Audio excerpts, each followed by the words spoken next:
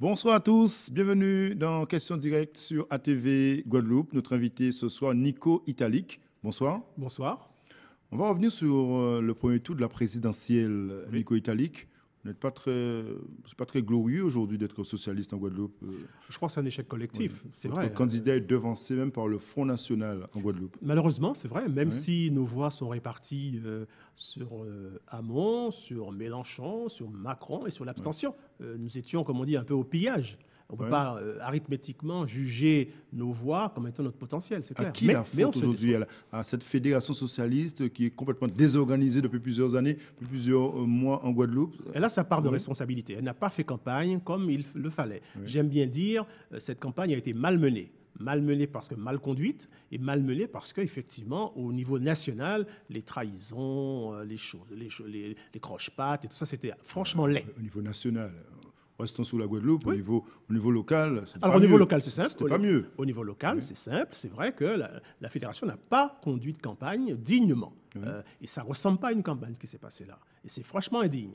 On ne peut pas se gesticuler autant pour prendre une campagne et dire qu'il faut qu'Italique ne conduise pas la campagne Oui. pour faire ce qu'on a fait. C'est Comment assez se honteux. relever, justement, comment se relever Ça, c'est une bonne. d'une Ça, c'est telle important. claque, d'une telle désillusion? Non, il faut commencer à faire la politique. Ouais. On n'a jamais commencé à faire ça. C'est-à-dire? Eh ben, d'abord, la politique sont des idées, sont Ouais. des valeurs, c'est la formation des hommes, c'est le débat citoyen, c'est la responsabilité des gens, éclairer, former. Et ça, on n'a pas commencé à faire cela. Il faut le faire, il faut profiter de l'état Oui. dans lequel nous sommes pour commencer à faire la politique. Donc, organiser les sections de la Fédération socialiste, donner la parole aux militants, aux adhérents du parti. Ça marche comme Oui. ça marche comme ça. C'est débat d'idées, formation des militants, confrontation, rencontre des gens, proximité, c'est ça la politique.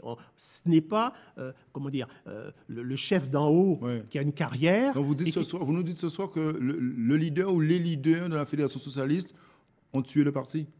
Non, non, ils n'ont pas tué le parti, parce qu'ils n'ont jamais fait exister le Parti socialiste. C'était une écurie à leur service. Et aujourd'hui, comme eux sont en fin de parcours, où leur destin est incertain, le Oui. parti devient incertain. Et ça, il faut rompre avec cette façon de faire la politique. Il faut que les gens prennent en main cette affaire-là, le citoyen, le Oui. militant de base, ça lui appartient. Mais pour ça, il faut qu'il soit formé, informé et qu'il agisse. Et que vous inspire le vote Front National en Guadeloupe qui progresse d'année en année, d'élection en élection? Alors, c'est dû à plusieurs choses. D'abord, c'est l'échec des politiques publiques Ouais. et la colère des gens se transforme en antisystème. Ça, c'est dommage. C'est aussi l'inculture de ceux qui votent Front National. Et c'est aussi le fait qu'on ne sait pas comment combattre le populisme. On croit que pour combattre le populisme, il faut le diaboliser. Il se nourrit de cette diabolisation. Il se victimise et se renforce. Il faut, pied à pied, argument après argument, le combattre. Ouais, le victimiser, vous dites, alors, donc vous contestez, entre guillemets, ce front républicain. Est-ce que c'est la bonne méthode pour combattre le Front National aujourd'hui, le Front républicain, qui est intervenu en 2002 et qui va intervenir cette année? On n'a pas le choix, mais ce n'est pas la bonne méthode. Ouais. On n'a pas le choix, mais ce n'est pas la bonne méthode. Il faut combattre le Front National au niveau des idées. Argument après argument. Écoutez, c'est comme si vous disiez, parce que votre moteur chauffe, votre ventilateur va se déclencher automatiquement. S'il ne se déclenche pas, on fait comment? Ah ben, c'est à vous de veiller à votre conduite, à la globalité de votre engin. Et c'est ça l'échec de la démocratie. Elle est incapable, pour le moment, de produire un combat contre le Front National. D'accord. Donc vous dites comme le Parti socialiste au plan national, avec la photo de Marine Le Pen, ça, jamais. Second tour. Alors, je dis ça jamais au second tour. Je dis attention, nos pratiques politiques, Oui. il faut arrêter de penser que les digues automatiques vont être la solution. Il faut un débat d'idées, combattre le parti. Puisqu'on accepte que le Front National soit un parti comme les autres apparemment, eh ben, il faut le combattre au niveau des idées et non pas le diaboliser, ni penser qu'un sauvetage automatique, c'est la meilleure solution. Est-ce que Emmanuel Macron vous paraît l'homme de la situation, peut vous séduire dans son programme, dans sa politique à venir, ou vous avez quelques incertitudes, vous êtes inquiet?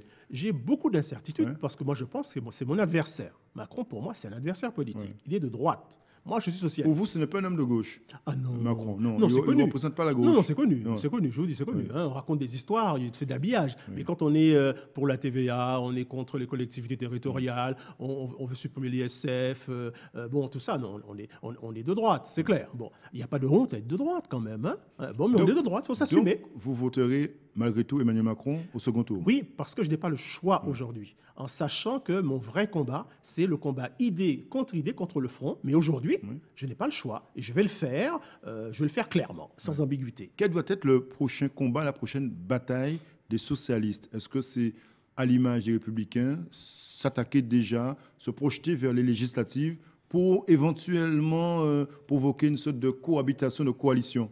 Alors, on n'a pas le choix, le calendrier nous est imposé. Ouais. Donc, il faut recentrer les bases idéologiques du Parti socialiste sur ce qu'on peut être d'accord pour livrer bataille, en sachant que le contexte est difficile. Mais il faut refonder le Parti socialiste. Il faut refonder cela. Ouais. Il faut refonder cela. D'accord, mais en attendant refonder, le congrès c'est en septembre, avant il y a les législatives sénatoriales. Que faire aujourd'hui? Comment relancer le parti? Autour de qui précisément? Pas de Benoît Hamon, j'imagine. Écoutez, pourquoi pas Benoît Hamon? Il a porté la boutique pendant tout ce temps. Il a montré son capacité à rassembler. Non, pas du tout. Non, pas rassembler. Non, attention, si vous voulez rassembler les sociaux-libéraux, peut-être. Mais si vous voulez rassembler les socialistes autour de lui, ça doit se faire. Ça va se faire autour de lui. Parce que je ne vois pas pour quelle raison on va chercher les sociaux-libéraux. C'est un autre parti. Qu'ils s'organisent, les sociaux-libéraux. Mais au sein du Parti socialiste, il y a bien des hommes, des femmes qui peuvent impulser une nouvelle dynamique. La démocratie va en juger. La démocratie va en juger, mais pour l'instant, Benoît Hamon est bien placé à mon avis pour reconstruire. Les grandes idées de l'avenir, il les a lancées, les solutions sont sur la table, et puis il a payé un peu de lui-même les trahisons, tout ça. Il mérite bien d'organiser. Emmanuel Macron peut avoir une majorité, selon vous, législative? Alors, je crois que c'est difficile. C'est difficile. Parce que, d'abord, majorité pour lui, ça ne veut rien dire, parce que c'est un homme qui n'est pas dans la logique de la Ve République. Il est plutôt dans les coalitions. Oui, les coalitions. Alors, donc, des coalitions, alors que l'outil fonctionne avec des majorités, je vous souhaite bien du plaisir, premièrement. Et deuxièmement, je suis étonné qu'un moderne comme celui-là ne pense pas à réformer le système. C'est bien peut-être que celui-là, c'est un homme du système, un homme de la conservation. Nous le verrons à l'usage. Mais je pense qu'une de ses faiblesses, c'est qu'il est paralysé entre sa droite et sa gauche et il ne peut pas décider. Or, la France a besoin d'un homme qui puisse décider. Et localement, Nico Italique, vous avez soutenu dès le départ Benoît Hamon, depuis la primaire d'ailleurs. Oui, tout à fait. Est-ce que justement cette défaite, cet effondrement du Parti socialiste, c'est pas aussi votre défaite qui n'a pas su galvaniser autour de vous en Guadeloupe cette candidature? Alors, nous avons sous-estimé effectivement la capacité de nuisance de ceux qui nous entouraient, c'est clair, et on prend la responsabilité. C'est la faute des autres. Ah non, premièrement. Mais par contre, c'est vrai, vous avez raison, si c'était à réécrire, notre investissement eût été différent, dans la même ligne, on aurait pris en main nos responsabilités, ne comptant sur personne d'autre que sur nous. Et c'est ça la faute, et je partage la responsabilité. Mais il faut reconstruire, nous allons reconstruire. Il faut reconstruire autour de qui? Est-ce que le leader des socialistes aujourd'hui n'ayant pas peur des mots, c'est toujours Victorien Lurel, ou il faut passer à autre chose?